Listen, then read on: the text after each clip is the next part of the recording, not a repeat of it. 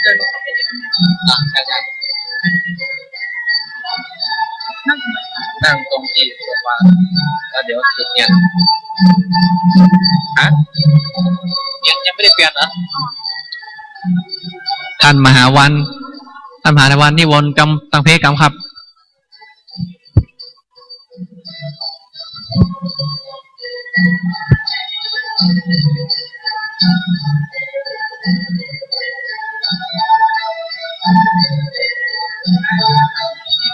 ปักเทียน2 ทับครับปักเทียน2 ทับครับลำดับต่อไปจะได้เทศทำกันชูชกโดยท่านอาจารย์อธิการดนัยตอนนี้รอเจ้าภาพสัก2 นาทีนะ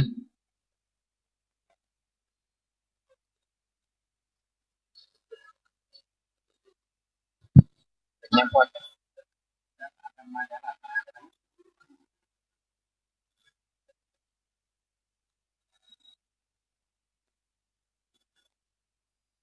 ปออาจารย์มานพเจิญไปที่หอฉันกำเนิดปออาจารย์มานพ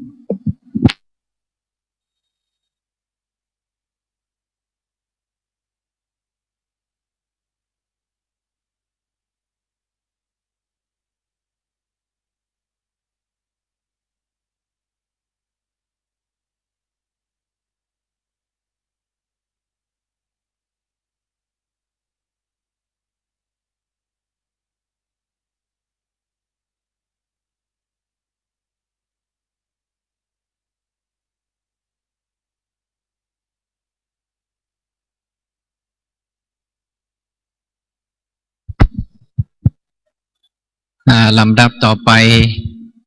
จะได้ฟังเทศกันชูชก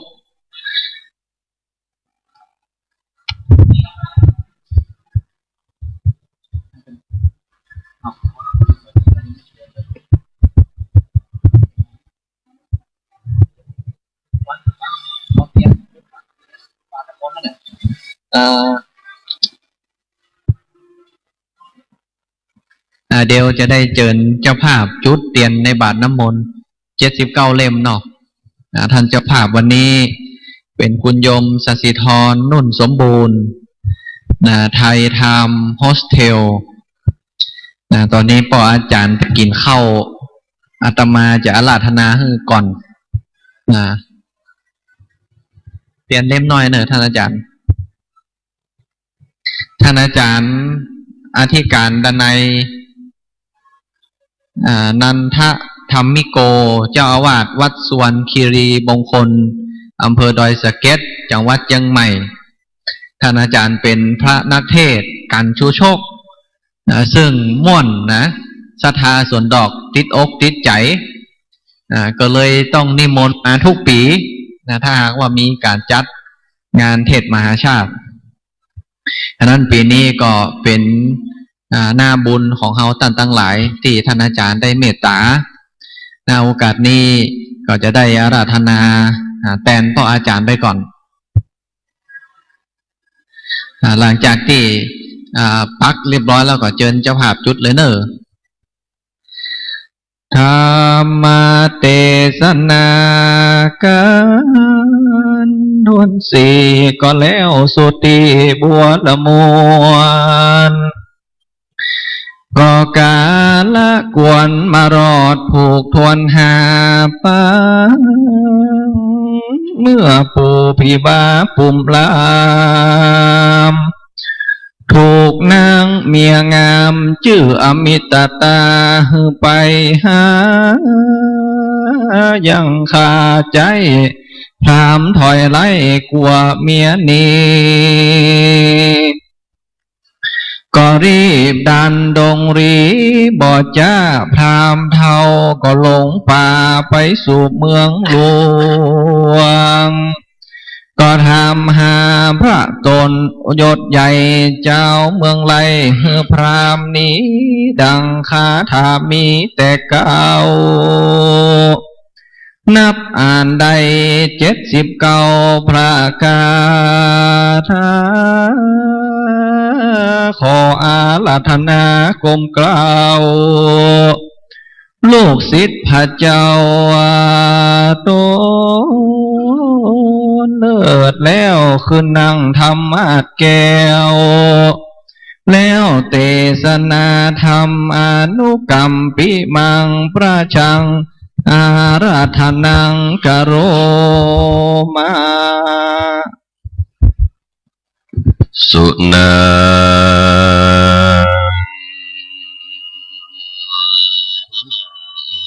โต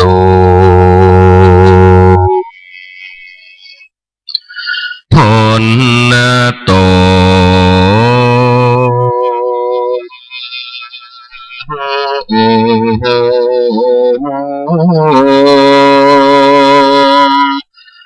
ฟังลาฟังลา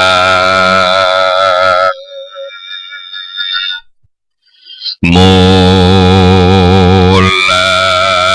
สัทธาตัง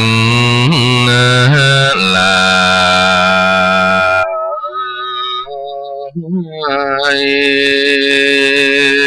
ตังเด็กนอนยิงใจหลวงลายจูผู้ที่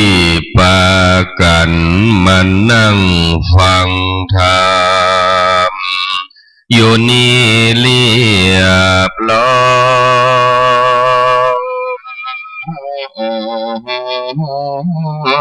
ยแล้วก่อยนิ่ง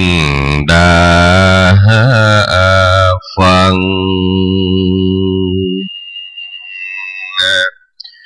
คนเฮาตีเกิดมาในโลกนี้ย่อมเป็นไปตามกฎแห่งกา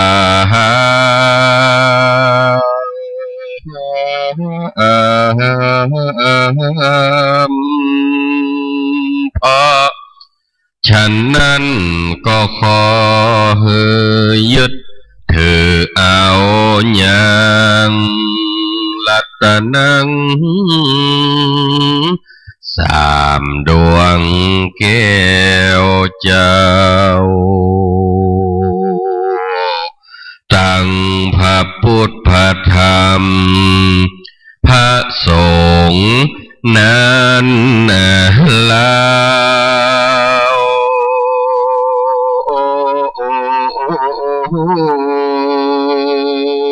เอาเป็นที่ตั้งว่าสิ่งใดนะ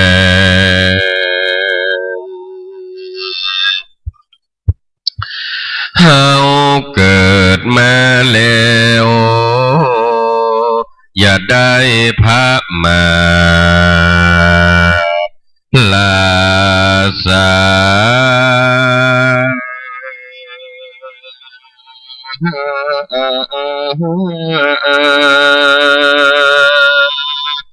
คนเฮาเกิดมาย่อมตายกระดังเต็มว่าเป็นนายแพทย์เป็นกษัตริย์หนอเจ้าจ้า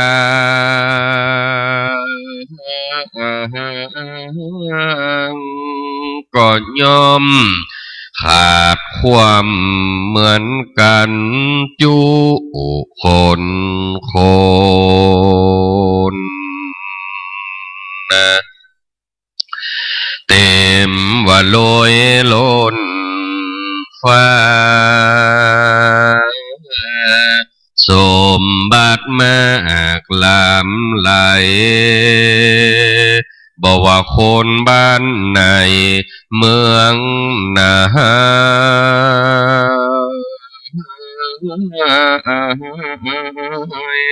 ก็ย่อมจักตายจูผูบอกว่าไผ่คนใดก็ยอมบ่ฮู้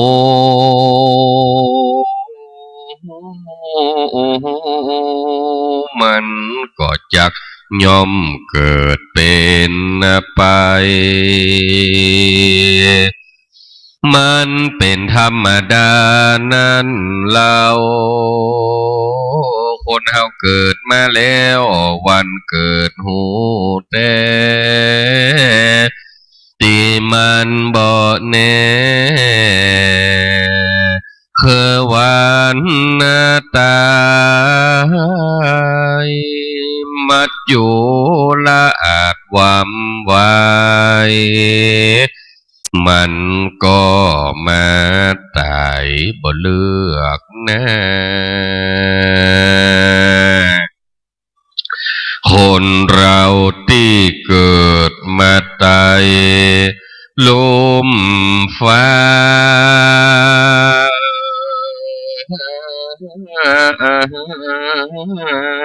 ยอมเป็นดังอีกูคน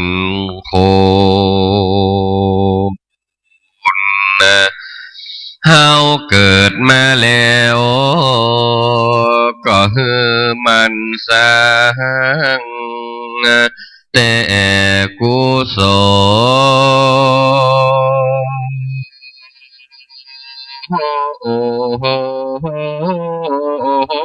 ลเมื่อเฮาได้ตายไปจากเมืองคนก็จักได้เอาตนไปเกิดในจันฟ้าแห่งห้องที่เมืองบนสวรรค์เมืองบนเปตต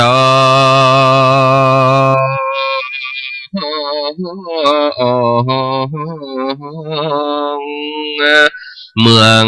สวรรค์นิพพานก็มีวันนั้นและนะ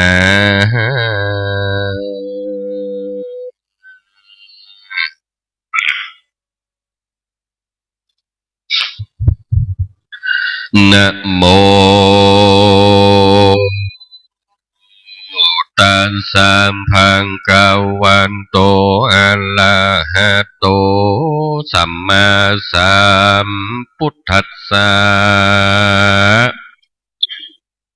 ตะตังกะลิงกะลันเททุนาวินทาพรามะกะมะวันสิจุจักโกนามะพัมมโนภิกขาจลิญาญากะหาปันนาสันตังละภิตวาเอกัสมิงพามะกุเลธามเป็นตัวปูนนะทานังปะลิเยสนะทายะขัตโตติลำดับธรรมเตสนาก็มาลอดมาถึงนอมาเติ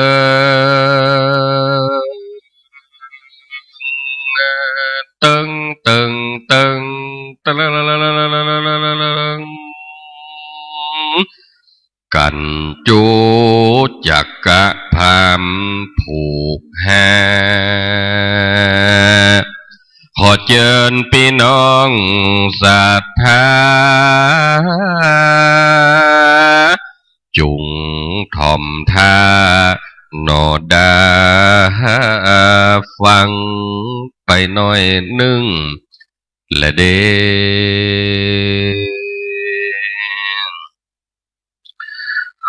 อิดเอาไว้ยกมือ10 นิ้วคารวะแด่พระสัมมาสัมพุทธเจ้าพระธรรมเจ้าพระสังฆเจ้าครูบาอาจารย์เจ้าเทวบุตรวดาตั้งหลายและขอความผาสุกในธรรมจงบังเกิดมีแด่พี่น้องศรัทธาทุกท่านทุกบ้านทุกจองที่ปากันมาร่วมฟังธรรมเนื้อมหาจารย์เวสสันดร13 กันตอนนี้ได้ดำเนินมาถึงกันที่5ชื่อว่ากันชูชกหรือว่ากันตุจกซึ่งการเทศแบบโบราณนั้นทำกันตุจกก็จะมีเอกลักษณ์อย่างหนึ่งก็คือความตลกขบขันที่แฝงไปด้วยธรรมะเป็นเอกลักษณ์ของธรรมกันนี้กันเดียวต่ออันส่วนกันอื่นนั่นก็เปิ้นจะให้กันก็ให้ไปแต่ว่ากันนี้นี่ก็จะมีความม่วนความตลกขบขันซึ่งเป็นนิสัยของตัวละครที่อยู่ในเรื่องพระเวสสันดรคือตัวละครที่ชื่อว่าชูชกคนเมืองเขาว่าทำจุกจกจุกจกจอจานจุกจกคนไทยเรียกชูชกคนเมืองจะออกเสียงชอช้างเป็นจอจานบ้านเปิ้นว่าชูชกบ้านเฮาก็ว่าจุจกบ้านเปิ้นว่าช้อนบ้านเราก็จะว่าจอนบ้านเปิ้นว่าช้างบ้านเราก็จะว่าจ้างบ้านเปิ้นไอ้บุญชูบ้านเฮาก็ไอ้จูนั่นน่ะคือเป็นกรรมประการออกเสียงแบบล้านนาเชียงใหม่ว่าชูชกจุจกซึ่งตอนนี้ไปอาตมาจะเทศในรูปแบบที่ชื่อว่าตุจกประยุกต์ตุจกประยุกต์นี่คือจะได้คืออาจจะไม่ได้เอาในใบลานมาเทศจนเสี่ยงจนหมดเพราะคนในยุคปัจจุบันนั้นก็คิดว่าฟังแล้วเข้าใจยากอันใดเป็นคำสอนอันใดเป็นเรื่องราวในธรรมพ่องก็จะได้นำเล่าประกอบกันไปเพื่อให้เกิดประโยชน์สูงสุดว่าในเนื้อธรรมนั้นหมายถึงอะไรอย่างที่เปิ้นจะสื่อให้เขาได้หันได้หู้นะทำไมต้องประยุกต์เพราะบ้านเมืองบัดเดียวก็เปลี่ยนแปลงไปหมดละแม้แต่คนเฒ่าคนแก่ก็บ่เหมือนเก่าเหมือนเดิมละคนเฒ่าสมัยก่อนเปิ้นมีเขี้ยวโลเนาะหลอนแล้วหลอนเลยเนาะเปิ้นบ่เจอบอดี้คนเฒ่าบัดเดียวเขี้ยวเต็มปาก ประยุกต์ขึ้นมาเต็มเขี้ยวเลยอ่ะตั้งใส่เขี้ยวปลอมมาเกี้ยวได้หมดแคบหมูเกี้ยวได้จีนเกี้ยวได้ผักเกี้ยวได้บะเขือครบได้การอย่างเดียวอะไรขนมจ๊อกเข้าไปละยุ่งล่ะกำยันลงไปหาบะยากกำยกดึงลงมาหมดถึงลุ่มถึงบนศูนย์ในขนมวะคายออกมาได้ไปเคี่ยวไปขนมหมู เอามาใส่ดังนอกอันนี้เรียกว่ามันเกิดการประยุกต์ขึ้นมาแล้วนั่นเขาก็จะเอาธรรมะตุจกมาประยุกต์พอสมควรเก็บเวลาหมอกอะไรหากันเนี่ยนะหมอกอะไรหากันพอสมควรเก็บเวลานะซึ่งทำพระเวสสันดรกันที่5ชื่อว่ากันตุจกนั้นได้เล่าถึงตอนที่พระเวสสันดรนางมัสีกันหาจารี4 กษัตริย์ได้เข้าไปอยู่ในป่าเขาวงกฏสุวรรณคีรีเหมือนชื่อวัดอาตมานะวัดสุวรรณคีรีมงคลชื่อนี่มาจากธรรมพระเวสสันดรพระเวสสันดรนางมัสีกันหาจารีโดนเนรเทศเข้าไปอยู่ในป่าในเขาวงกฏแล้วจากนั้นโยมตั้งหลายไปถือศีลภาวนาอยู่ในป่านุ่งห่มหนังเสือภาวนาอยู่ในป่าแล้วทีนี้ย้อนออกมามีเมืองหนึ่งชื่อว่าเมืองกลิงกลาดเป็นเมืองแห้งแล้งมากโยมทั้งหลายเหมือนเชียงใหม่เฮาอุดมสมบูรณ์เชียงใหม่เฮานี่อุดมสมบูรณ์ในน้ำก็มีปลาในนาก็มีข้าวในดินมีแมงมันป่ายไม้มีมดส้ม หมดแดงอุดมสมบูรณ์คนจังหวัดเชียงใหม่นี่บ่มีไผออกข่าวสักเตือว่าคนเชียงใหม่นี่ผอมตายบ่เคยมีส่วนใหญ่ตุ้ยตายเนี่ยบ่อยเหลือเพิ่น อ้วนตายเนี่ยเพราะเชียงใหม่เป็นดินแดนอุดมสมบูรณ์บึดเป็นความดันบึดเบาหวานมันกินนักลำไปอ่ะเนาะมันอุดมสมบูรณ์ลำไปไผมาแอวตั้งเหนือเฮานี่เปิ้นจนประอวดประอ้างโลว่าใครหันคนงามเพื่อไปไม่สวยใครหันคนรวยเพื่อไปไม่สายพอคนขี้อายเพื่อไปละปูนพอคนใจบุญเพื่อมาเชียงใหม่พอคนใจใหญ่เพื่อไปลำปางพอสาวคนงามสาวเมืองแป้คนบัดแน่เพื่อไปพะเยาอยากเห็นขี้เมาเพื่อมาพอตำสวนดอกเนี่ยเมากินเมาตาลหรอกไม่ใช่เมาอย่างอื่นนะ เมากินเมาตาเนี่ยนะอย่างวันเนี้ยทุกท่านได้ยินข่าวว่าเพื่อจะตั้งธรรมมหาจาตุเวสสันดรพากันมานั่งฟังธรรมกันเพราะห้องเมากินเมาตาลหลายคนบ่สามารถขึ้นมานั่งฟังธรรมบนวิหารได้อาจจะเป็นเพราะหลายเหตุผลจะกี้ถามไม่อุ้ยอันคนอุ้ยยังไปฟังธรรมบนวิหารน่ะบ่ไปอะอย่างหัวเกือบหายมันหายแต่ลงคนหลายๆหมอหนึ่งซุปมาหมอหนึ่งซุปเมื่อเวลาเกิดหายโยมตั้งหลายมันจะหายก็ของศรัทธานะบางทีของตู้เจ้าก็หายเขาแล้วไปเตะในเวียงเนี่ยวัดเนี่ยกล่อมบอกก็อายให้เปิดลงศาลามาเกิบตู้หายวันนั้นโจกดีเพราะวันนั้นอาตมาเสียเกิบกู้19 บาทไปลงศาลามาเกิบหายจะฟังไปเตะทำติ่งก็ดีไปเลยเนี่ยได้จังเนี่ยโจดเกิบหนังปีกเหีย ก็มันเอาเขาไปก่อนหรอกเขาก็ของมันนะกะ นึกว่าเขาเหงาว่ะเสียวลวกหรือมัน อันนี้เรียกว่าประยุกต์ในเมืองกลิงกลาดนั้นเป็นเมืองแห้งแล้งมากโยมทั้งหลายแห้งหมอกใดเขาขุดน้ำในบัปปะเลยนะน้ำบ่อเนี่ยเหมือนบ้านเฮาน้ำบ่อตื้นขนาดกลิงกลาดนี่ขุดบัปปะน้ำนะเลิกหมอกใดก็ตึงปะมันเลิกหมอกใดบ้านนั้นคนขุดน้ำบ่อขุดเข้าเลิกบ่เลิกขุดเรียบร้อยไปยื้อพอน้ำบ่อเสียหมวกตกได้7 วัน 7 คืนหมวกยังมาถึงโก้นน้ำบ่อเลย มันเลิกหมอกใดลำเกิดพอเอาหูเขาฟังยังดังอยู่คลักน้ำบ่อมันเลิกเพราะมันมีน้ำเป็นบ้านเมืองแห้งแล้งมากโยมทั้งหลายทีนี้ในเมืองกลิงกลาดมีพราหมณ์คนหนึ่งชื่อว่าชูชกนั้นเป็นคนขอทานพ่อแม่ตายละเมื่อน้อยละบ่มีญาติพี่น้องสักอย่างยึดอาชีพเป็นคนขอทานขอเงินเปิ้นได้มาอยู่100กหาปณะสมัยนั้นบ่มีธนาคารก็บ่ฮู้จะไปไว้ที่ไหนเลยไปฝากไว้กับเปื้อนมันสตางค์โยมทั้งหลายในธรรมชูชกนั้นเปิ้นสอนว่าสิ่งที่มีค่าบ่ควรเอาฝากกันมันจะทะเลาะมันจะพิษกันเมื่อลุ้นข้าวสารมันล่อหน้าไก่ของมีค่าจะไปเอาฝากกันมีอยู่3อย่างที่บ่ดีเอาฝากกันใหญ่ๆนะโยมจำไว้เนอะ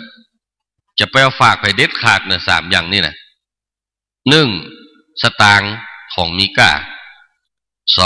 2เมีย3น้องเมียจะไปเอาฝากกันไปเลย มันจะของดีฝากอันของมีค่าจะไปเอาฝากกันพามชูโชคก่อสตางค์ไปฝากไว้กับเปื่อนมันแล้วก็หายไปเป็นปีเป็นแรงเปื่อนก็นึกว่ามันตายแล้วเตะถุงย่ามที่มันเอามาฝากให้ดูเตะไปเตะมาเจอจันสุดท้ายเปิดออกมาปวดโถโยมทั้งหลายทองคำร้อนๆเลยที่มันเอามาฝากไว้ผ้าขี้ริ้วห่อทองโลบานี่ทำไมปู่พามชูโชคถึงเป็นคนที่ดูตั้งนอกดูบ่มีสตางค์แต่ภายในนั้นมีเงินมีทองนักหนาปาป้านพามชูโชคนี้นิสัยของแกในธรรมเพิ่นบอกว่าพามชูโชคนั้น ถึงจะเป็นคนจนแต่เป็นคนฉลาดขออันอย่างไผได้หมดทุกอย่างเพราะอันอย่างเวลาขอแล้วได้หมดเพราะก่อนจะเข้าไปขอรู้จักการวางแผนแล้วพราหมณ์ชูชกก็ไม่ได้ทำงานอย่างเดียวทำหลายอย่างโยมตั้งหลายไผจะค่อยร่ำค่อยรวยอย่าทำธุรกิจอย่างเดียวคือเนี่ยหลายๆอย่างเดือนนี้อันนี้ขายไม่ได้อันนี้ยังขายได้คือเนี่ยหลายๆอย่างรายได้ต้องหนักกว่าหนึ่งคือเหมือนปูพามเนี่ยแล้วคนนั่นจะเป็นคนที่พอมีกินมีใจมีใจมาได้ก็เลี้ยงหมู2 ตัวน่ะบ้านนอกเอาไปพอละบุญขี้ดินอยู่ฮะเมื่อได้มันจะโรยเปิ้นเลี้ยงกันเป็นฟาร์มเป็นปันตัว2,000 ตัวคนเมืองเอา2 ตัวหรอกบุญขี้ดินอยู่ฮะแล้วมาได้มันจะโรยแต่เนี้ยเวลาจัดไข่ล่ำไข่โรยเฮ้อทำหลายๆอย่างเหมือนปูพามชูชกเนี่ยกล้าขายหลายๆอย่างนะทีนี้โยมตั้งหลายพามชูชกนี่มันมีสตางค์นักเอาไปฝากไว้กับเปื่อนมันเตะพอโอ้เป็นคำร้อนๆด้วยกิเลสตัณหามีจกใจเปื่อนมันเมื่อมานานปู่พามปิกมาทวงเอาคำเก่ามันมาถึงบ้านหายไป2-3 ปีเปื่อนก็นึกว่ามันตายเตะถงคำจ่ายหมดเมื่อมานานต่อใดพามชูชกปิกมาทวงเอาเงินมันมาถึงบ้านเปื่อนต่อยประตูบ้านเปื่อนมันสหายท่านอยู่บ้านหรือเปล่าสหายท่านอยู่บ้านไหมอ้าวอยู่สิทำไมจะไม่อยู่เองเป็นใครข้าไงล่ะพราหมณ์ชูชกแล้วเจ้ามาทำอะไรเจ้าอย่าทำให้ไก่สือเลย2-3 ปีก่อนข้าฝากเงินเจ้าไว้เอาคืนเข้ามาเดี๋ยวนี้ตอนนี้ข้ามาเอาแล้วล่ะโอ้ท่านพราหมณ์เราต้องขอโทษท่านด้วยเงินของท่านเราจ่ายไปหมดแล้วโอ้ว่าไปเลยไปจ่ายไปได้ยังไงเงินค่าฝากเราบ่เจ้าฮื้อนะบ่ได้ต้องใส่มาข้าไม่เหลือทรัพย์สมบัติอะไรแล้วข้ายังหันแหมยังอยู่สู่ปอจะใส่ได้ไอ้ยังงอลูกสาวโยมตั้งหลายหันแล้วยังว่าพราหมณ์ชูโชคนั้นมีความฉลาดความจริงมันก็แค่ได้ลูกสาวเพราะนั้นนะแล้วมันแต่งเอาสตางค์ไปฝากไว้กับคนตุกเพราะมันรู้ว่าคนตุกต้องการสตางค์มันรู้ว่าคนนั้นต้องการอะไรอย่างแล้วมันก็เอาไปฝากเพราะบ่มีใจมันเอาหอมอย่างที่มันต้องการอยู่ดีๆไปขอลูกสาวเพื่อจะฮื้อว่ะใครอย่าไปฮื้ออันเนาะบัดได้อย่างฮื้อเอาอย่างต้องฉลาดในการกึดการกล้าการขายเนี่ยโยมทั้งหลายมีการต่อรองที่ดี จะว่าไปคนตะก่อนเพื่อก็กึดฉลาดจัดดีนะเรื่องทำว่าเวสสันดรเนี่ยเอามาใจในยุคประเดียวก็ได้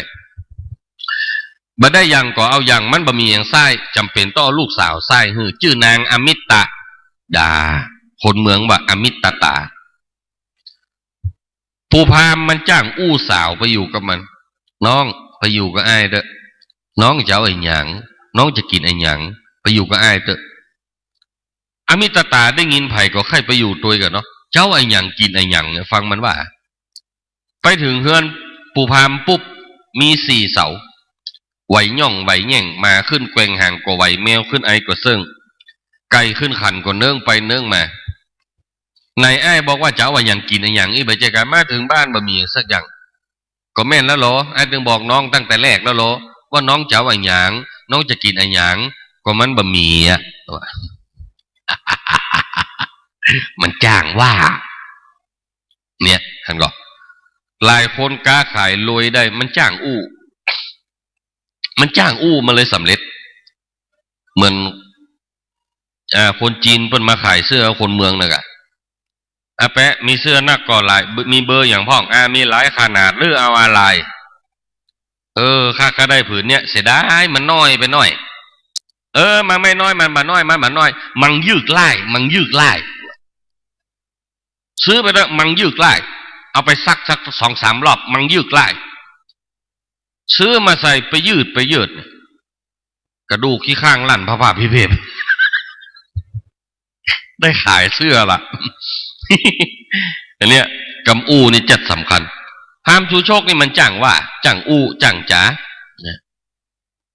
สุดท้ายโยมตั้งหลายถึงนางอมิตตาจะได้ผัวเท่าและได้มาอยู่ตัวปู่พามเนี่ยแล้วแต่นางอมิตตาก็ปนนิบัติต่อผัวอย่างดีสังเกตว่าธรรมะในธรรมตุจกในธรรมพระเวสสันดรนั้นจะเป็นไปเพื่อโลกียธรรม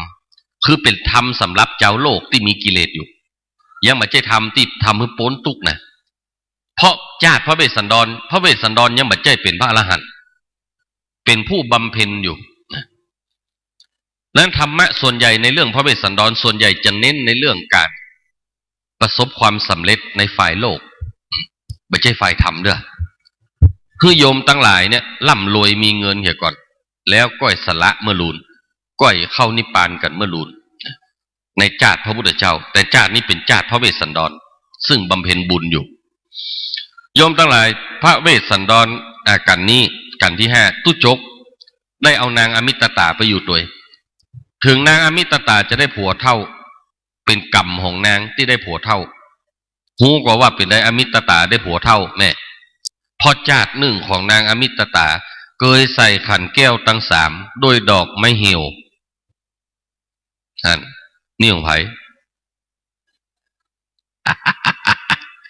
ระวังจะได้ผัวเท่า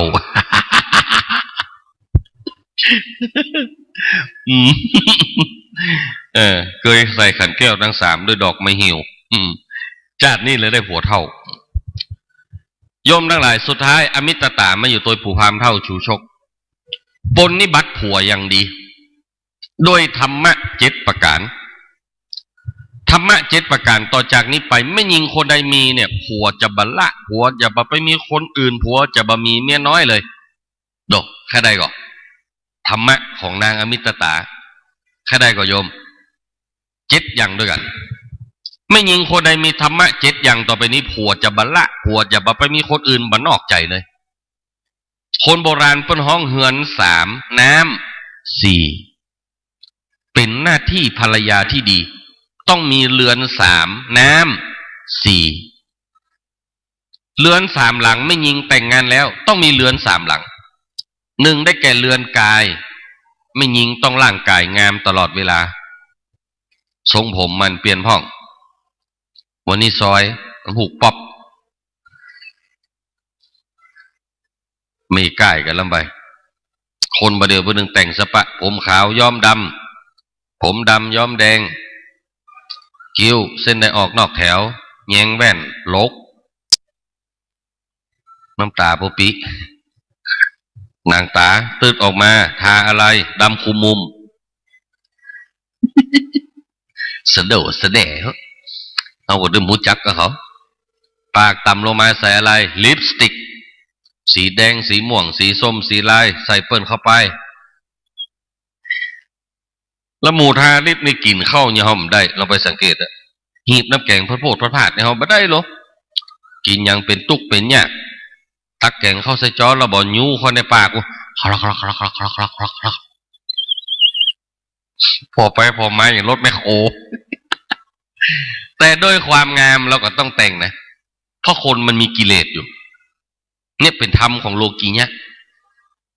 ไม่ยิงต้องงามตลอดเวลาแต่งงานกันมาเมินแล้วจะไปให้ตุ้ยลำไปเนอะพ่องตุ้ยลำไปผัวเข้าบ้านมาเอามือเต้าแอวอย่างโนเพนกวินน่ะผัวเข้าบ้านมาโหอันนี้มันสดซัดยังใหม่กับว่าในซาฟารีเนี่ยยุ่งเลยล่ะ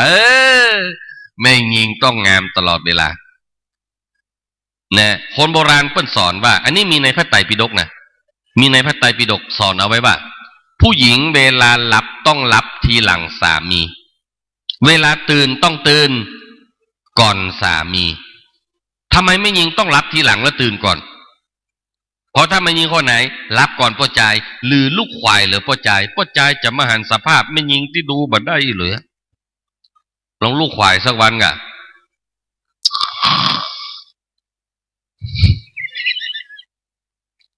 น้ำลายย้อยเตยผมปกหน้ายังไม่หนักมันจะละกันสักวันไม่ยิงต้องงามตลอดเวลานี่เรือนกาย2ไม่ยิงจะต้องมีได้แก่เรือนใจเวลาโกรธ อย่าพูดกับสามีเวลาโคตรจะไปอู้กันเฮือนใจจะต้องเย็นจะต้องกว้างเนี่ยไม่ใช่ผัวเข้าบ้านมาละไก่วอกจัดมาขำมาบะเข้าเล่าแหกเลือดก็เล่าอ่ะโอ้ไก่ที่ไหนกินเหล้าเอาแล้วมึงด่าคนก็ด่าไก่กันแน่โว้ยเอาแล้วงอมใส่เมียมาละโบ๊ะบะโบ๊ะบะโบ๊ะบะแต่ไม่ยิงบางคนป้อมหมีวันข่าวอ่ะเขียวตลอดเวลา โดนผัวซ้อมอันนี้เฮือนใจอย่าต้องกว้างทำไมเวลาโกรธห้ามพูดกันเพราะอะไรโยมทั้งหลายพระพุทธเจ้ากล่าวไว้ว่าเมื่อไรที่เราโกรธความคิดโยมทั้งหลายว่าตามอาตมาเนอะทุกท่านว่าตามนะว่าตามดังๆนะโยมใครว่าดังมอกใดขอขึ้นโรยมานะเอาใครได้ยินแล้วบอกว่างวดหน้าผู้กันเฮือถ้ามันแตงเนี่ยขอให้มันวิทไปวิทวิทไปวิทไปของเด้อเขาเด้อแต่นะแล้วเวลาท่องตามแล้วให้เอาไปใช้ด้วยเพราะถ้าท่องมาได้แล้วบอกเอาไปใช้บอกเอาไปกินไปใช้มันจะเกิดผลไหมไม่เกิดเหมือนโยมเจ็บหัวแล้วไปนั่งท่องอยู่หันคนเดียวอะนะโมตัสสะพาราเซตามอลนะโมตัสสะพาราเซตามอลเมื่อใดมันจะหายท่องมาได้ธรรมะอย่าท่องเฉยๆต้องเอาไปใช้ด้วยทุกท่านว่าตามอาตมาดังๆนะโยมเนอะให้โยมทั้งหลายว่าตามดังๆนะพร้อมหรือยังพร้อมแล้วว่าตามเมื่อเราโกรธความคิดที่คิดต่อจากความโกรธอันตรายที่สุดความคิดที่คิดต่อจากความโกรธอันตรายที่สุดว่าพร้อมกัน1 2 3ความคิดที่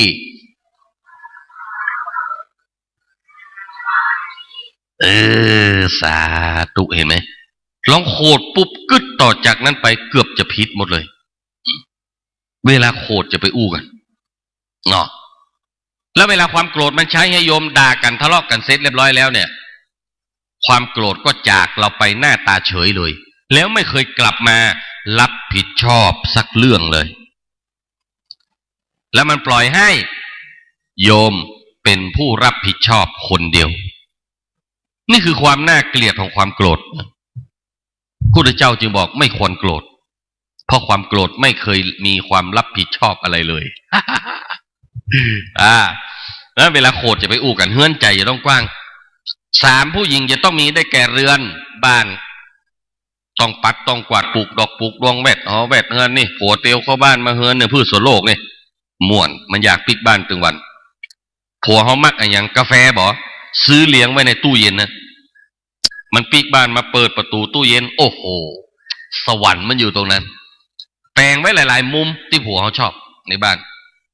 อันนี้เรียกว่าก็จะลดปัญหาการทะเลาะทำให้บ้านหลังนั้นเย็นลงเป็นระดับโลกียะระดับโลกอันนี้คือเรือนบ้านผู้หญิงจะต้องพร้อมนะต่อไปไม่ยิงกับพ่อจายอยู่ด้วยกันเนี่ยจะต้องมีน้ำ4อย่างด้วยกันและบ้านหลังนั้นจะมีความเย็น1ได้แก่น้ำใจเมียจะไปบ้านใต้บอกผัวก็ไปส่งเหรอเนาะไปแม่มันเดี๋ยวเปิ้นไปส่งเนอะถ้าธุระแล้วก็โทรบอกเนอะเดี๋ยวเปิ้นมารับตัวเนอะว่าไปมันกำกันไว้เลยมันละกันมาได้หรอเรียกว่าน้ำใจอาตมาสังเกตดูพ่อจายหลายคนนะเมื่อเขาได้ไม่ยิงใหม่ๆแฟนเพื่อจะข้ามถนนตะรถไอ้ครับจอดก่อนครับเนอะครับอันนี้แฟนผมเนอะจะเตียวข้ามถนนนี่นะ ขอบคุณครับเด้อยังไงบัดเตื้อเมื่อเขาได้เปิดใหม่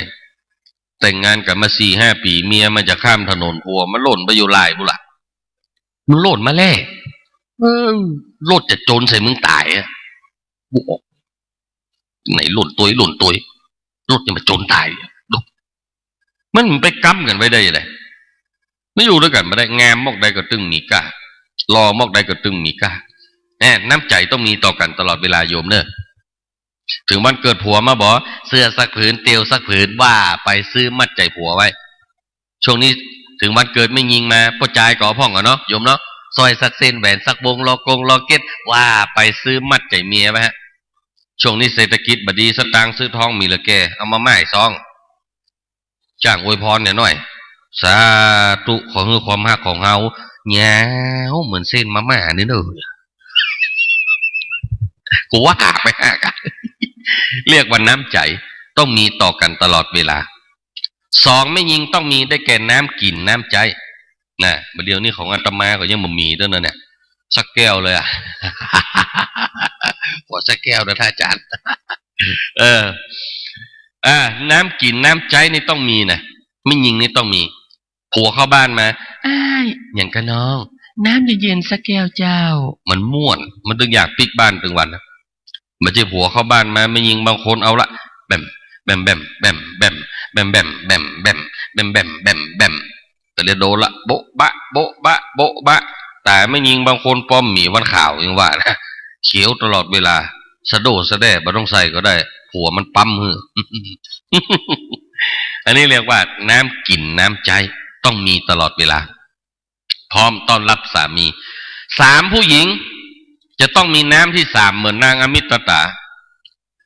ก็คือน้ำมือน้ำมือไม่ใช่แปลว่าตบนักไงแต่แปลว่าทำอาหารอร่อยเปลี่ยนเมนูทุกวันจะไปซ้ำไม่ได้กระจอผักกาดเปลี่ยนหมดเลยแกงหน่อขวานหน่ออยู่บนอยู่เดี๋ยวนี้เว้ยแม่มันแต่ว่าแกงยังแกงผักกาดแต่เจ้าเหรอจอผักกาดระเบิดแมลงเหรอน้ำพริกน้ำผักโอ้ตระกูลเดียวกันหมดเลยโอ้ไออย่างแม่มันมาแกงผักตึงวันแกงจีนสักวันมาได้กะได้กะจีนมาเลิกมาเตยบุ้ยแกงเฮ้พริกมาแมลงนึกว่าจะได้กินแกงจีนมาพอกันโตกไปพักกะจออย่างเก่าไล่ยังจะเกิดขึ้นลองคิดพอตีนนะโลกปัดขันโตกก็เดียวหูเรื่องละผักกะจอหวานคอน้องคำอันนี้เรียกว่าไม่ยิงต้องมีเสน่ห์ในการทำอาหารผัวเขามักอันอย่างก็ทำไว้อย่ากรอมันไว้อันนี้เรียกว่าน้ำมือน้ำสุดท้ายไม่ยิงต้องมีได้แก่น้ำคำเป็นคนอู้ม่วนจาหวานนะเป็นเสน่ห์ของไม่ยิงเลยอู้ม่วนไม่ยิงคนใดอู้ม่วนคนเฒ่าคนใดอู้ม่วนลูกหลานก็จะฮักไปอยู่กับผัวก็ฮักเพราะเป็นคนอู้ม่วนจาหวานนะมาเลย เลยละเนื้อสาธุสาธุเลยละน้ำ อันเนี้ยเรียกว่าน้ำกินน้ำใจและน้ำสุดท้ายก็คือน้ำคำ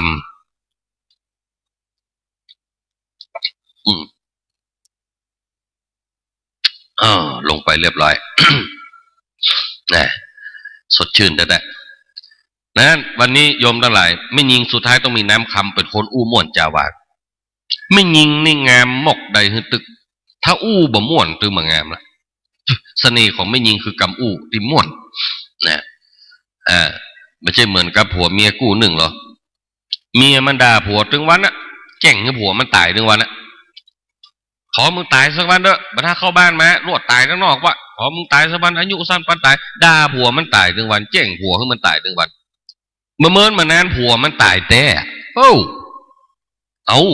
ตายแต่เมียมันก็จัดส่งสการต้านข้าเพื่อผัวมันเนาะนี่มนครูบาสังฆะมาครับกลัวกินกลัวตานเรียบร้อย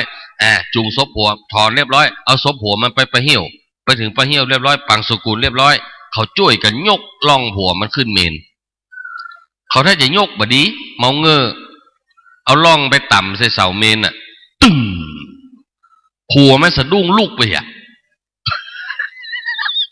บ่ตายซะคำปิกมาอยู่ด้วยกันยังเก่าอยู่ด้วยกันมาอยู่ด้วยกันมาได้สักวังเสียเมียมันตายมึงตายพ่องวันนั้นแจ้งกูตายกูฟื้นมาละบัดเดียวมึงตายพ่องสอบล้ำผัวมันก็จัดส่งสการต้านข้าเพื่อเมียมันนี่มนครูบาสังฆะมาครับกลัวกินกลัวตานเรียบร้อยส่งศพเมียมันไปเหี่ยว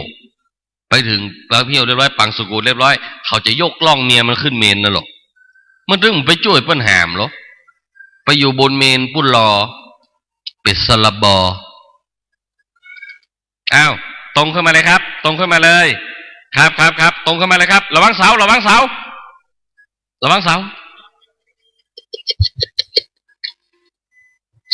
กลัวเมียมันฟื้น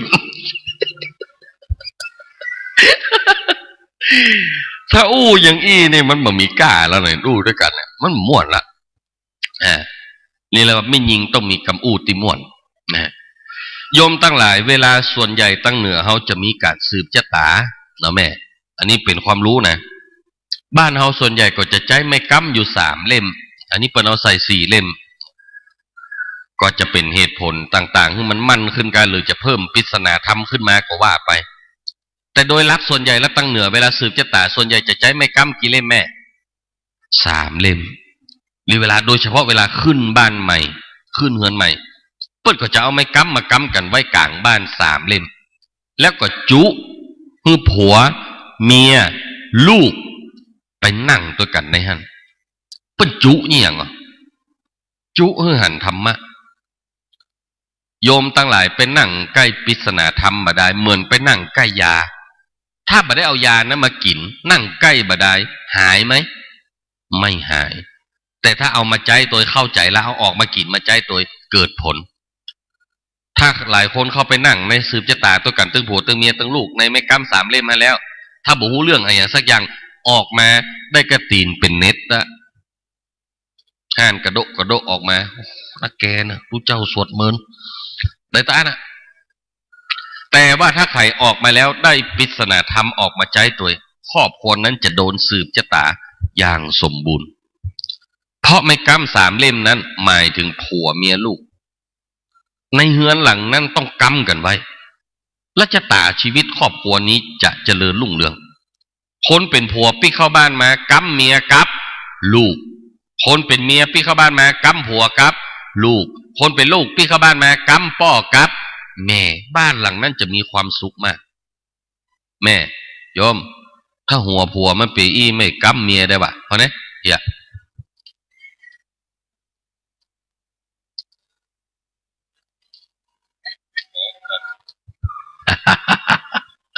มันดีล่มหมดวะเนาะมันกำมาได้เลยอ่ะอันก็นั่นต้องกำกันไว้มีน้ำใจก็กำกันไว้เนี่ยเอาตีนเอามือกำกันไว้เมียบัดสบายผัวก็ไปนอนกำหงยาบุ่นม่วนถึงตายก็ตายม่วนเมียบัดผัวบัดสบายเมียก็ไปกำหัวหงยาบุ่นเนี่ยกำกันไว้พ่อแม่เท่าแกมาลูกปิ๊กไปกำแหมเนี่ยลูกบัดสบายเอารถไปจนพ่อแม่ก็ช่วยกำหงยาไม่นั่งเฝ้านั่งพอกันมันม่วนโยมว่ามันเป็นชะตาที่ดีนะเรียกว่ามันถวายชีวิตให้กันนะ3 คนเนี่ยกำกันไว้เหมือนก้อนเศร้านะเหมือนไม่กำ3 เล่มกำจุนกันไว้ได้เปิ่งได้อิงกันยามเดือดร้อนนะเวลาผัวบัดสบายปิกมาบ้านได้7 ขี้7 เหนี่ยวไผ่เป็นคน7 ขี้7 เหนี่ยวคือผัวปะนั้นเมียนะหันก็อวดเมียตัวเก่าฮั่นจะไปอวดเมียเพิ่นอวดเมียเพิ่นจะได้สักอย่างเนาะคนโบราณเพิ่นว่ากำขี้ดีเหลือกำตดเดียวอวดเมียเปิ่นมาได้สักอย่างกำขี้นี่มันได้เปรียบอย่างหมอกำตดเวลาพิษกันมามีสักอย่างหลงในมือหมอกำขี้เอาตาหน้าล่ะใจได้แต่เรียกว่ากำขี้ดีเหลือกำตดฮักครอบครัวตัวเก่าฮะนะเขาจะได้ปึ่งกันยามแก่ยามเฒ่านี่เรียกว่าเรือน3 น้ำ 4เนี่ยเป็นธรรมะของนางมิตรตาที่ปนนิบัติผู้พามเท่าชูชกจนเจ้าบ้านเจ้าจองปากันอิจฉาตาร้อนไปด่าเมียตัวเก่าหมู่ประจายนี่ก็หาเรื่องใส่ตัวไปด่าเมียตัวเก่าว่าสูเนี่ยบ่ตัวอย่างนางอมิตรตาพ่องเปิ้นอยู่ด้วยกันเพราะฮะพึงเปิ้นจะได้ผัวเท่าแต่เปิ้นก็ปนนิบัติต่อผัวอย่างดีสูนี่ก็มาด่าฆ่าตึงวันนะเมียแต่ละหลังคาโดนผัวด่าว่าฮึเอาตัวอย่างนางอมิตรตาบ่ยอมปากันประกาศประชุมกลุ่มสตรีแม่บ้านเลยอ่ะเหมือนเปิ้นประชุมเงินล้านเลยนะ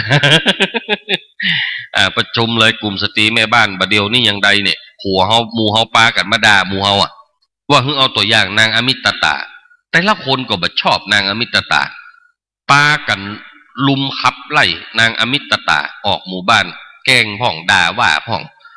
จนสุดท้ายอมิตรตาก็น้อยใจว่าเป็นคนดีแล้วยังโดนเจ้าบ้านมาด่ามาว่าไล่เฮาออกบ้านเนี่ยโยมตะไหลหันก็ว่าผัวเมียอยู่ด้วยกันจัดดีระวังชาวบ้านกำอู้กำจ่าที่อยู่นอกบ้านที่จะมาแย่เอาทะเลาะกันแตกแยกกันได้นั้นโยมต้องรักษาคำว่าครอบครัวไว้ให้มั่นคงต้องระวังมันมีพิษภัยหลายด้าน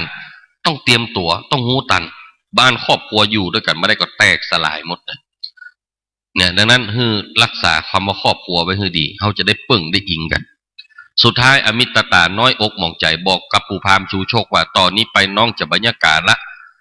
พี่พราหมณ์จะต้องเข้าไปขอเอาลูกพระเวสสันดรเนอะชื่อกันหากับจารีมาเป็นขี้ข้าใจแตนน้องกับน้องจะบรรยากาศละเนี่ยสุดท้ายปู่พราหม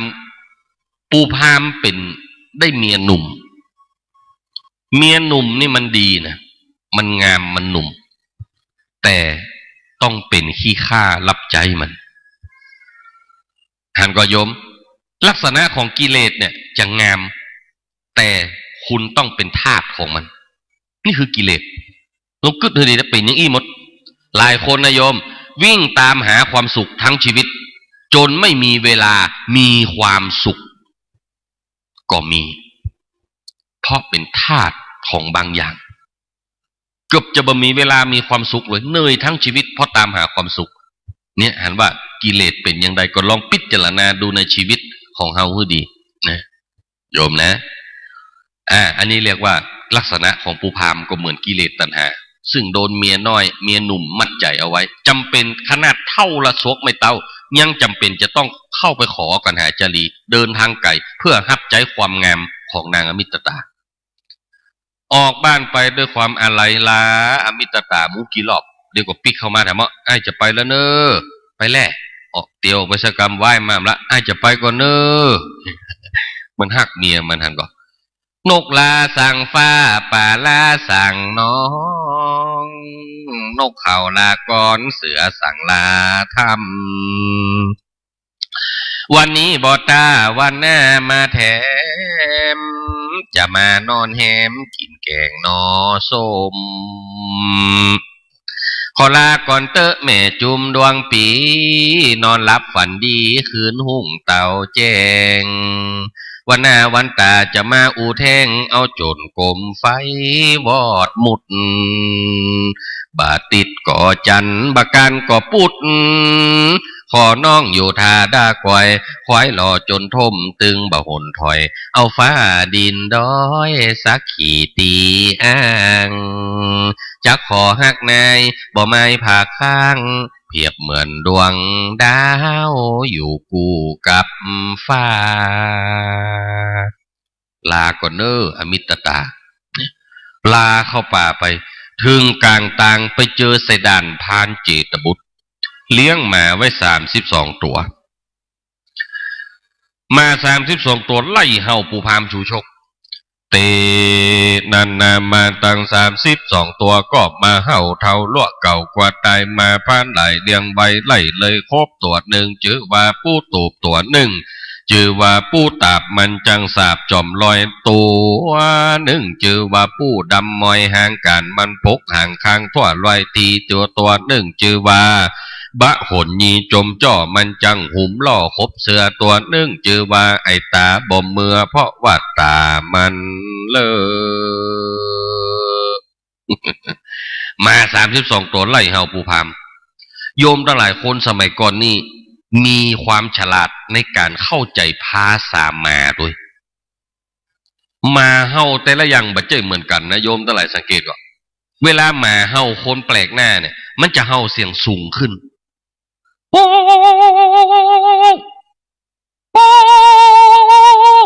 นี่นะเสียงสูงขึ้นนี่นะอันเนี้ยเห่าคนแปลกหน้าถ้ามาเห่างู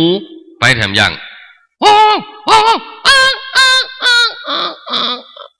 มันโดนงูขบ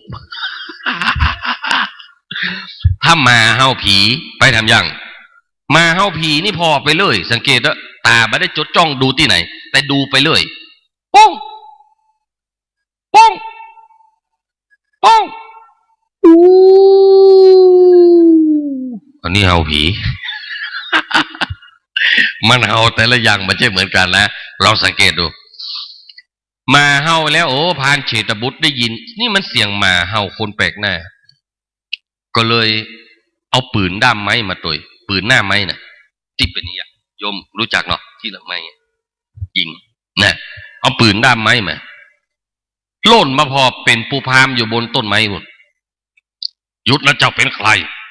บอกชื่อเสียงเรียงนามเจ้ามาเดี๋ยวนี้ ถ้าเจ้าไม่บอกข้าจะยิงเจ้าเดี๋ยวนี้แหละ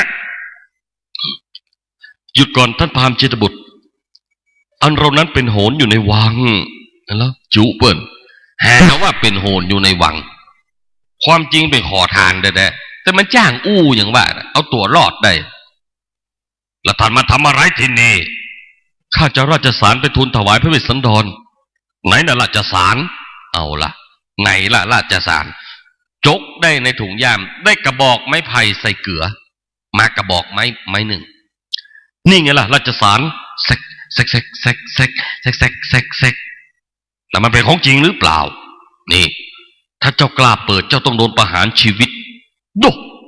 ฟังมันว่าเอาจนประเจือฟูงั้นข้าก็ไม่กล้าเปิดแล้วล่ะเชิญท่านลงจากต้นไม้มาก่อนเถิดพะยะค่ะเรายังลงไปไม่ได้ทำไมถึงไม่ลงมาเนี่ยมาได้มัดเตือเต็มนี่ที่ไหลมันตะกี้เตนันนาพันเจตาพูดก่อมามัดมาตั้ง32ตัวที่หนึ่งมาติดเก่าไม่กาสลองตัวทวนที่2มาติดเก่าไม่เขาลาม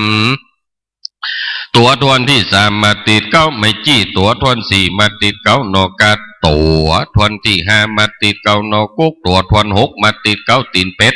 ตัวทวนที่7ตีนอาตมาเป็นเน็บแล้วนะ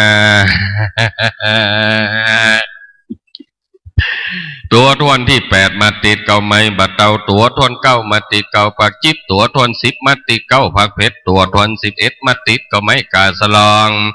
ตัวทวนที่12มาติดเก้าไม้ข้าวลามตัว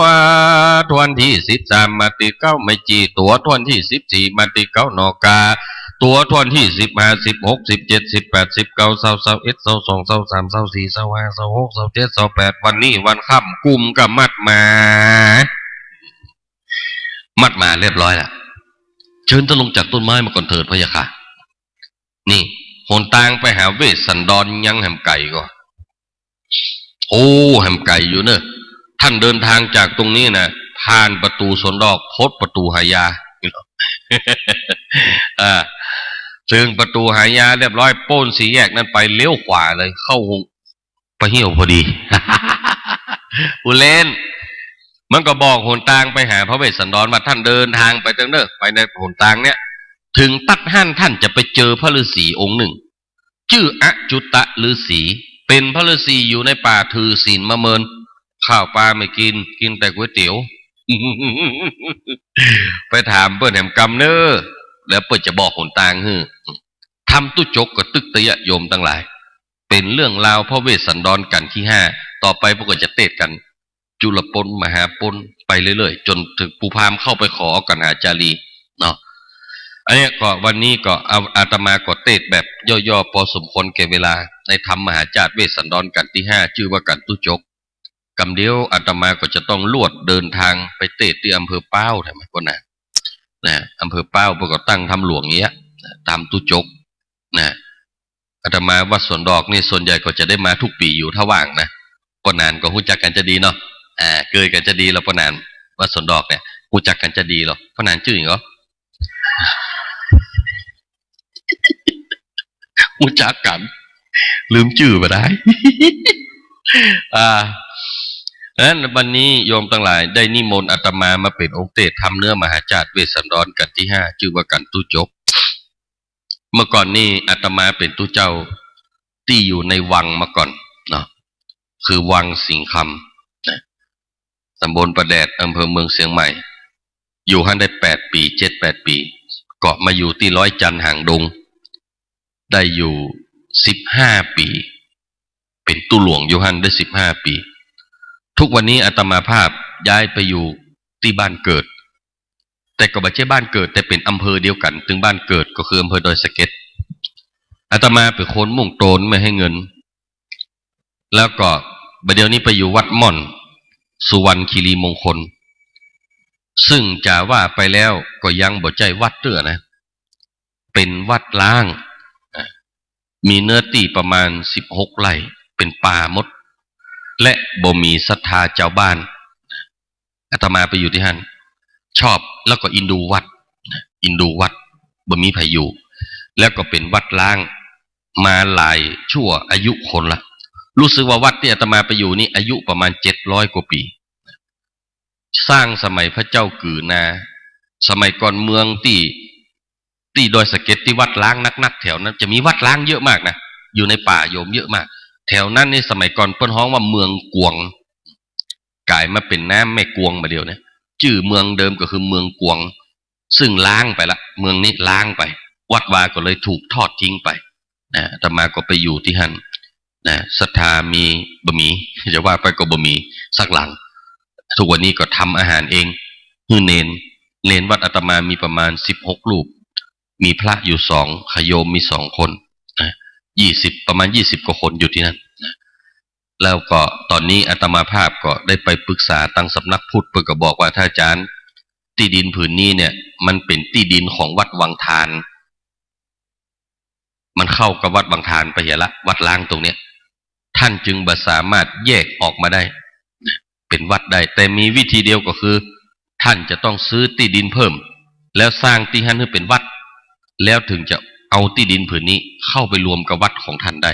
นะถ้าใครไปแอวก็ไปแอวดูเนาะตอนนี้อาตมาจะซื้อที่ดินท่านประมาณ10 ไร่นะหน้าวัดท่านมีอยู่6 ไร่3 งานตั้งเหนือวัดมีอยู่3 ไร่กับ80 ตารางวานะก็กว้างเป็นป่าหมดที่ซื้อท่านก็เป็นป่าเหมือนกันแล้วก็แหม3ให้ปลายนั้นเป็นนาตรงนาก็ถ้าใครไปหันก็ไปดูได้ตามอัธยาศัยเนาะเอาละวันนี้อาตมาก็คิดว่าเทศมาพอสมควรแก่เวลาละเนาะตะกี้ก็ไปเทศที่นิ่มสีเสงมาไปบรรยายที่เปิ้นปฏิบัติธรรมกันทุกวันอาทิตย์พออาตมาจะต้องไปเทศที่ท่านทุกวันอาทิตย์ทุกวันอาทิตย์ต้องไปเทศที่นิ่มสีเสงเทศเสร็จก็มานี่นะเอาละบัดนี้ก็คิดว่าพอสมควรแก่เวลาเตสนาปะลิโยสาเนก็มีโดยภากา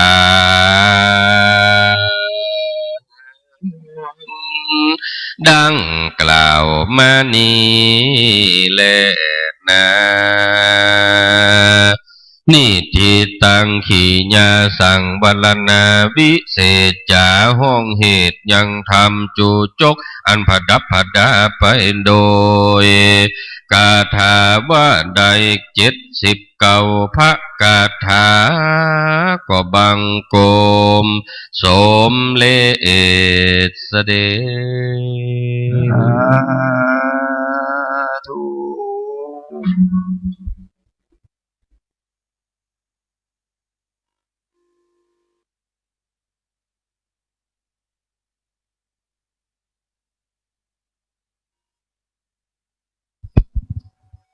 จจบแล้วกันชูชกโดยท่านอาจารย์ดันัยนันทธรรมิโกเจ้าอาวาสวัดสุวรรณคีรีมงคลอำเภอดอยสะเก็ดจังหวัดเชียงใหม่ได้เทศกันชูชกหรือตุ๊ดจกนะเป็นธรรมประจำปีเกิดของคนเกิดปีสีหรือปีมะโรงงูใหญ่นะไผจะห้อมกันเทศกันนี่ก็ห้อมได้นะซึ่งเจ้าภาพการเทศในกันชูโชคนี้ก็มีประกอบไปด้วย3 เจ้าภาพที่1คุณโยมสศิธรนุ่นสมบูรณ์ไทยไทม์โฮสเทลได้ถวายการเทศ 5,000 บาทพระเดชพระคุณพระปริยัติบรคุณเจ้าคณะอำเภอ2 พี่น้องวัด2 พี่น้องจังหวัดสุพรรณบุรีแล้วก็นางสาวศรีออนหมื่นคำลือได้ถวายดอกปริชาติ 1,500 บาทณโอกาสนี้ขอเจริญพรเรียนเชิญท่านเจ้าภาพคุณโยมสศิธรนุ่นสมบูรณ์ได้ถวายการเทศเป็นชุดที่ 1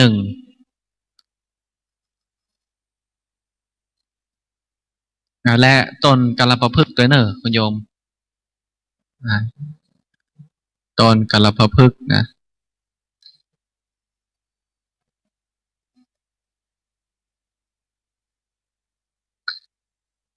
คนเกิดปีมะโรงปุจาธรรมชูชกนะและ ปูจาพระธาตุวัดพระสิงห์วรมหาวิหารซึ่งเป็นพระธาตุประจำปีเกิดเปิ้นบอกว่าปีสีทัดมานากาอยู่วัดเปิ้งนาคปากตัวลายต่อไปจะได้ถวายกันเทศชุดที่สองในนามของพระเดชพระคุณท่านอาจารย์เจ้าคุณพระปริยัติวรคุณเจ้าคณะอำเภอสองพี่น้องขอนิมนต์ท่านอาจารย์มาพระอดุลถาวรโพธิ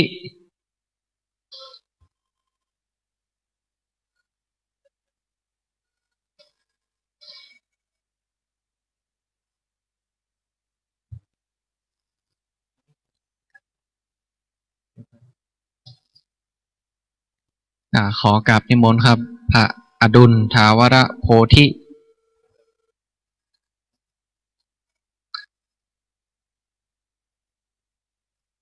และชุดที่สามแม่ครูสุพินประวังในนามของพระเดชพระคุณพระปริยัติวรคุณจังหวัดสุพรรณบุรี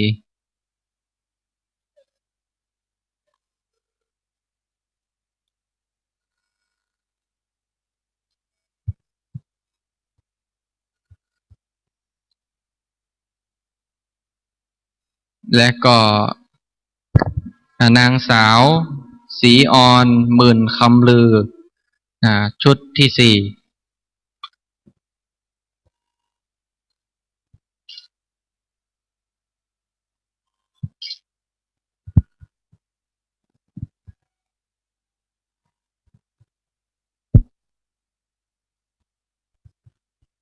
เชิญนางสาวศรีออนหมื่นคำลือมาก่อน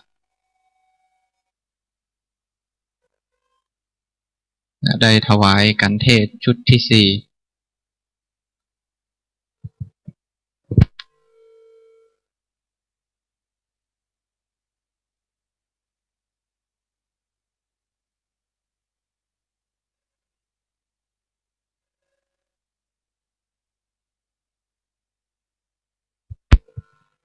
หลังจากที่คุณโยมศรีออนหมื่นคำลือได้ถวายการเทศเป็นที่เรียบร้อยจะได้ญาติโยมท่านสาธุชนเตรียมกรวดน้ำ5 ปอนด์จากท่านอาจารย์ก่อนที่จะ5 ปอนด์ก็จะได้มอบของที่ระลึกให้ท่านเจ้าภาพแหมคำรบขอเรียนเชิญท่านคุณโยมสศิธรนุ่นสมบูรณ์ได้รับของที่ระลึกจากวัดสวนดอกพารามหลวงและคุณโยมศรีออนหมื่นคำลืออีกครั้งหนึ่งได้รับของที่ระลึกจากวัดสวนดอก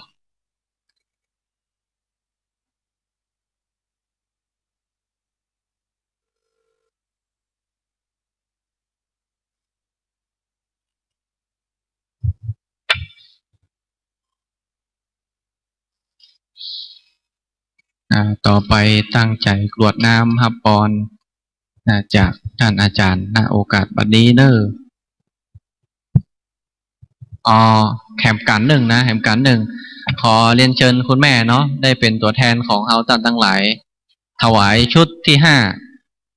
5กันนี้ชูชกมีเจ้าภาพนัก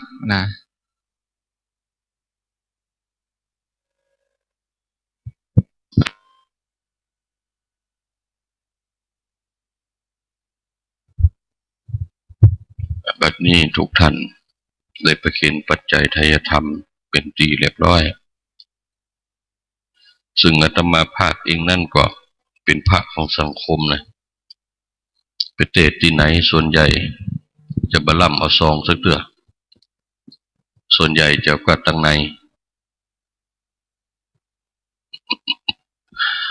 เอาไปทำอะไรก็ส่วนที่1เลี้ยงดูปู่เสือภิกษุสามเณรในวัดที่บุมีศรัทธาส่วนใหญ่เป็นละอ่อนกำพร้าส่วนที่2อาตมาก็เอาปัจจัยมูเนี่ยไปสร้างบ้านแล้วก็โรงเรียนให้แก่คนทุกข์คนยากแปลงมาหลายหลังละเคยมีไผเอาออกข่าวกันเถอะ อยู่ในป่าในโขบนะแล้วก็วันที่22-23นี่ก็จะไปซ่อมโรงเรียนที่อำเภออมก๋อยบ้านยองและขึ้นไปซ่อมโรงเรียนเอาผ้านักเรียนรองเท้านักเรียนแล้วก็ผ้าห่มเอาไปหื้อละอ่อนบนดอยก็ปัจจัยมูนี้ก็ได้นำไปทำประโยชน์ต่อไปเอาละบัดนี้ก็ขออนุโมทนาทุกท่านทุกคนจะได้อนุโมทนาฮือปอนเป็นลำดับต่อไปยัตถาวาลิวะหาปุราปาริปุเรนติสากลังเอวะเมวะอิโตตินังเปตานังอุปกปปติอิจิตังปฏิตังตุมังคิปะเมวะสเมนสันตุสัพเพปุเรนตุสังกปาจันโทปนะละโสยถามณิโจติละโสยถาอายุวัฏโกธนวัฏโกสิเลวัฏโกญาสวัฏโกภลวัฏโกวันวัฏโกสุขวัฏโกหนตุสัพพตาทุกขโลกาพญาเวลาโสกาสันทุจุปัฏฐวะอเนกาอันตรายาปิวินาสันตุจติสสะภวะสปิติโยวิวัสสันตุสัพพะโลกวินาศตุมาเตภวะตวนตะลโยสุขีติกายุโกภวะอภิวาตานะสีลิสนิจังวุธาปจายิโนจัตตาโลธรรมาวทันติอายุวันโนสุขังปะลังดูอาการที่5เนี่ยก็การจูชกหรือวัดจุจกมี79พระคาถาสืบชะตาปีมะลงปีงูใหญ่นะครับและปีสีจุธาตุเจ้าวัดพระสิงห์หลวงเชียงใหม่เขานี่แหละครับมีอานิสงส์จะมีสัมปติมีสมบัติหลักฐานหลวงหลายมีชื่อมีเสียงโด่งดังมากมีคู่ครองรูปสวยงามทั้งชายและหญิงมีลูกมีเต้าก็จะสอนให้อยู่ถ้อยฟังกรรมนะอานิสงส์การฟังธรรมกันทุจกเนี่ยนะครับขอกราบขอบคุณทุกท่านที่ฟังธรรมจนจบนะครับก็ขอฟังต่อไปนะครับ6นะครับกันจุลพลมี35ประกาศเชิญฟังต่อไปนะครับต่อไปก็ช่วงที่รอองค์เตศนะขอเชิญพี่นาน40,000เนาะได้มาอู้มาจากับศรัทธาญาติโยมเนาะพี่นานเนาะมีเวลาแหม20 กว่านาทีนะเชิญพี่นานเนอเชิญพี่นาน40,000หรือว่าหู้จักกันในนาม40,000